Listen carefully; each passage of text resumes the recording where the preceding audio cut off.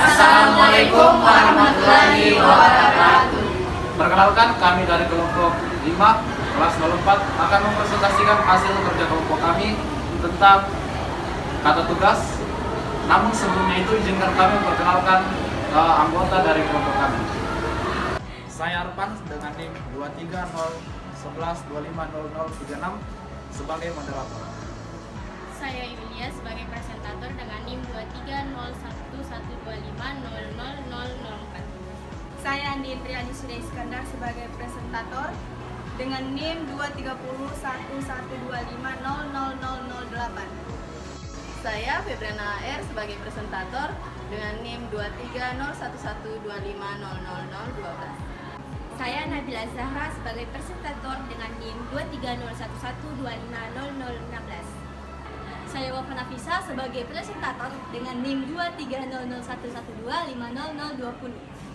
Saya Latifah Nur Syabani sebagai presentator dengan NIM 2301125000024. Saya Syadita Wahmin selaku presentator dengan NIM 2301125000028. Saya Misha Anastasia sebagai presentator dengan NIM 2301125000032. Baik, materi pertama yaitu batasan dan ciri kata tugas. Kata tugas didefinisikan sebagai kata yang menyatakan hubungan suatu unsur dengan unsur lain dalam frasa atau kalimat. Kata tugas hanya mempunyai arti gramatikal dan tidak memiliki arti leksikal. Adapun jenis kata tugas, yang pertama yaitu preposisi, yang kedua konjungsi, yang ketiga interjeksi, yang keempat artikula, dan yang terakhir partikel penegas. Bentuk preposisi terbagi menjadi dua macam, yaitu yang pertama preposisi tunggal. Preposisi tunggal adalah preposisi yang hanya terdiri dari satu kata. Bentuk preposisi tunggal tersebut dapat berupa yang pertama kata dasar, misalnya di, ke, dari, pada, dan sebagainya. Yang kedua ada kata berafiks, seperti sekma, mengenai, sepanjang, dan sebagainya. Terus yang kedua yaitu preposisi gabungan. Yang pertama preposisi berdampingan. Preposisi gabungan jenis pertama terdiri atas dua preposisi yang letaknya berurutan. Contohnya daripada, kepada, oleh karena, oleh sebab, sampai dengan, sampai ke, dan salah dari. Yang kedua yaitu preposisi berkolerasi. Preposisi yang berkolerasi terdiri dari dua unsur yang dipakai berpasangan, tetapi terpisah oleh kata atau frasa lain. Misalnya, antara dengan, kala itu, antara dan, dari hingga, dan sebagainya. Nah, dilansir pada halaman sebelumnya, bahwa preposisi mempunyai fungsi atau peran untuk menandai berbagai hubungan makna antara konstituen di depan atau konstituen di belakang.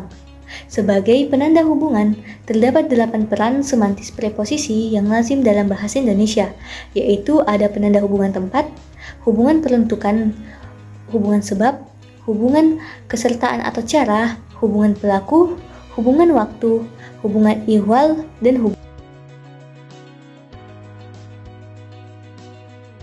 Frasa preposisional dalam bahasa Indonesia pada umumnya berfungsi sebagai keterangan atau adverbial dalam kalimat. Umumnya dapat diikuti oleh keterangan berupa frasa preposisional yang intinya adalah preposisi ke yang mengandung makna arah atau tujuan, atau preposisi dari yang mengandung makna asal. Keberagaman perilaku sintaksis frasa preposisional menjadi predikat itu dapat dimengerti karena preposisi dalam bahasa Indonesia ada yang berasal dari nomina, verba, adjektiva, atau kelas kata lainnya. Contohnya, seperti pada kalimat A dan B mengisyaratkan bahwa preposisi ke yang mengandung ciri makna gerakan dan verba mengandung ciri makna gerakan seperti pergi, berangkat, dan pulang mempunyai perilaku sintaksis yang sama. Kalimat yang berpredikat frasa preposisional ke Bandung dan yang berpredikat verba yang mengandung ciri makna gerakan itu juga mempunyai persamaan jika konteks ujarannya jelas. Dari konjungsi atau kata hubung adalah kata tugas yang menghubungkan dua satuan bahasa baik yang setara maupun yang tidak setara. Konjungsi setara itu menghubungkan antara kata dengan kata, frasa dengan frasa, dan klausa dengan klausa. Contohnya itu seperti kata dan, atau, tetapi, lalu, sedangkan, dan kemudian. Untuk konjungsi setara tidak setara itu katanya seperti karena, sejak, dan setelah. Jika dilihat dari perilaku sintaksisnya dalam kalimat, konjungsi ini dibagi menjadi 4 kelompok. Yang pertama itu konjungsi koordinatif. Konjungsi koordinatif adalah konjungsi yang menghubungkan dua unsur atau lebih yang memiliki status sintaksis yang sama. Konjungsi koordinatif itu seperti kata dan sebagai penanda hubungan penambahan. Contohnya seperti kalimat dia mencari saya dan adik saya. Kata dan di sini menghubungkan antara kata saya dan dengan adik saya. Yang kedua itu konjungsi korelatif. Konjungsi korelatif adalah sepasang konjungsi koordinatif yang menghubungkan dua kata, frasa, dan klausa yang memiliki status sintaksis yang sama. Seperti contohnya kalimat kita tidak hanya harus setuju, tapi juga harus patuh terhadap putusan itu. Kedua klausa ini merupakan konjungsi koordinatif dan dihubungkan dengan kata tetapi juga serta kata tidak hanya. Untuk selanjutnya itu konjungsi subordinatif. Konjungsi subordinatif adalah konjungsi yang menghubungkan dua klausa atau lebih dan kedua klausa tersebut tidak memiliki hubungan sintaksis. Contohnya seperti kalimat program kerja bakti itu harus dilakukan agar lingkungan desa lebih terjaga kebersihannya. Kedua klausa tersebut tidak memiliki status sintaksis yang sama tetapi dihubungkan oleh kata agar. Yang keempat itu konjungsi antar kalimat. Konjungsi antar kalimat adalah kata hubung yang menghubungkan kalimat yang satu dengan kalimat yang lain, tetapi konjungsi ini selalu dimulai dengan kalimat baru. Konjungsi ini ditulis setelah penulisan tanda baca seperti tanda baca titik, koma, tanda seru, dan tanda baca. Contohnya itu seperti kalimat kami kurang setuju dengan usulan itu, titik. Biarpun begitu, kami tetap menghargainya. Nah, kata biarpun begitu ini merupakan konjungsi dan di depannya itu terdapat tanda baca titik. Maka kalimat ini merupakan konjungsi antar kalimat. Berikut bentuk-bentuk interjeksi menurut perasaannya. Yang pertama yaitu interjeksi kejijikan. Interjeksi kejijikan yaitu kata-kata atau frasa yang digunakan dalam mengungkapkan perasaan jijik, ketidaknyamanan, atau ketidaksetujuan terhadap sesuatu hal. Contoh katanya yaitu bah, cih, cis, ih, idih. Contoh kalimatnya itu ih, minuman ini tidak enak sekali. Bentuk yang kedua yaitu interjeksi kekesalan. Interjeksi kekesalan yaitu kata-kata atau frasa yang digunakan dalam mengungkapkan rasa kesal, marah, ataupun frustasi. Contoh katanya yaitu brengsek, sialan, buset, dan keparat. Contoh kalimatnya yaitu buset, gara-gara kamu aku dimarahi oleh guru. Bentuk yang ketiga yaitu interjeksi kekaguman, yang berarti kata-kata atau frasa yang digunakan dalam mengungkapkan rasa kagum atau kekaguman terhadap sesuatu atau seseorang. Contoh katanya yaitu aduhai, amboy, dan asyik. Contoh kalimatnya yaitu aduhai, senja hari ini sangat indah. Bentuk yang kelima yaitu interjeksi harapan. Interjeksi harapan ialah kata-kata atau frasa yang digunakan dalam mengungkapkan perasaan harapan atau keinginan terhadap suatu hal yang diharapkan terjadi di masa yang akan datang. Contoh katanya yaitu insya Allah. Contoh kalimatnya yaitu insya Allah tugas ini akan selesai tepat waktu. Interjeksi ajakan adalah kata-kata atau ekspresi yang digunakan untuk mengundang maupun mengajak seseorang untuk melakukan sesuatu. Interjeksi kekagetan adalah kata-kata ataupun reaksi yang digunakan untuk mengekspresikan rasa kaget ataupun reaksi yang secara spontan terhadap sesuatu yang tidak terduga. Interjeksi keheranan adalah kata-kata yang digunakan untuk mengekspresikan perasaan atau reaksi yang keheranan terhadap sesuatu. Interjeksi panggilan adalah kata ataupun ekspresi yang digunakan untuk memanggil, merespon, ataupun menarik perhatian seseorang. Dan yang terakhir adalah interjeksi simpulan.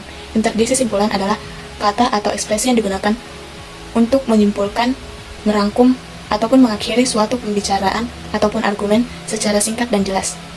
Ada kata tugas yang berfungsi untuk membatasi makna domina. Artikula terbagi menjadi 3. Yang pertama adalah artikula yang bersifat gelar. Artikula yang bersifat gelar pada umumnya bertalian dengan orang atau hal yang dianggap unik. Gelar yang pertama sang, untuk manusia atau benda unik yang berfungsi untuk meninggikan martabatnya. Sang juara Eli dapat mengalahkan petinju dari Australia.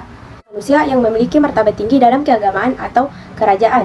Contohnya, Sri Sultan Ahmad dijadwalkan akan mengunjungi Jakarta siang ini. Selanjutnya adalah Hang, untuk laki-laki yang dihormati dalam pemakaiannya terbatas pada tokoh sastra lama. Hang Jebat adalah pembela kebenaran orang-orang Melayu. Selanjutnya adalah Dang, untuk wanita yang dihormati dan pemakaian terbatas pada nama tokoh dalam cerita sastra lama. Contohnya Dang Sinta dipersunting oleh Dang Jebat. Yang kedua adalah artikula yang mengacu pada makna kelompok. Artikula yang mengacu pada makna kelompok atau makna kolektif adalah para, mengisyaratkan ketidaktunggalan. Contohnya adalah para mahasiswa menyampaikan aspirasinya di depan kantor DPR. Selanjutnya adalah artikula yang menominalkan. Artikulasi dipakai untuk mengiringi nama orang, membentuk nomina dari adjektiva dan atau verba, dan dalam bahasa yang digunakan formal untuk mengiringi pronomina dia. Contohnya adalah si terdakwa tidak dapat menjawab pertanyaan hakim. Selanjutnya, kata yang dapat juga dimasukkan ke dalam jenis artikula yang menominalkan. Kata itu berfungsi ganda dalam sintaksis. Sebagai artikula, kata yang membentuk frasa nominal dari verba, adjektiva, atau kelas lain yang bersifat takrif. Contohnya adalah, Pak Dirga bekerja di perusahaan yang terkenal. Yang kedua adalah, Sisi membeli tas yang mahal di mall. Adapun dalam partikel penegas, memiliki 4 macam yang terdiri dari kah, lah, tah, dan pun. Baik, di sini saya akan menjelaskan 2 macam. Yang pertama itu kah dan lah, di mana partikel kah merupakan partikel yang banyak ditemukan pada kalimat tanya. Berikut kaidah pemakaiannya, yaitu ada 3. Yang pertama itu jika dipakai dalam kalimat deklaratif, kah mengubah kalimat tersebut menjadi kalimat interogatif. Adapun contohnya itu dia yang akan datang. Jika diubah maka diakah yang akan datang. Yang kedua itu jika dalam kalimat interrogatif yang sudah ada kata tanya seperti siapakah, apakah, bagaimanakah, dimanapun, berapakah, kapankah, dan masih banyak lagi yang lainnya. Adapun contohnya itu apakah ayahmu sudah datang. Baik, yang ketiga itu jika dalam kalimat tidak ada kata tanya tetapi intonasinya adalah intonasi interrogatif, kah akan memperjelas kalimat itu sebagai kalimat interrogatif, yang kadang-kadang urutan katanya itu dibalik. Adapun contohnya itu harus aku yang mulai dahulu. Jika dibalik intonasinya maka haruskah aku yang mulai dahulu. Selanjutnya itu ada partikel lah. Partikel lah ini berbentuk kelitika atau biasanya digunakan dalam kalimat imperatif atau kalimat deklaratif. Nah, di mana kalimat imperatif ini berupa kalimat perintah dan deklaratif ini berupa pernyataan yang jelas dan ringkas. Adapun contoh dari kalimat imperatif yaitu buatlah hidup Anda senyaman mungkin. Dan contoh dari kalimat deklaratif yaitu akulah yang menyelesaikan semua tugas di ruangan ini.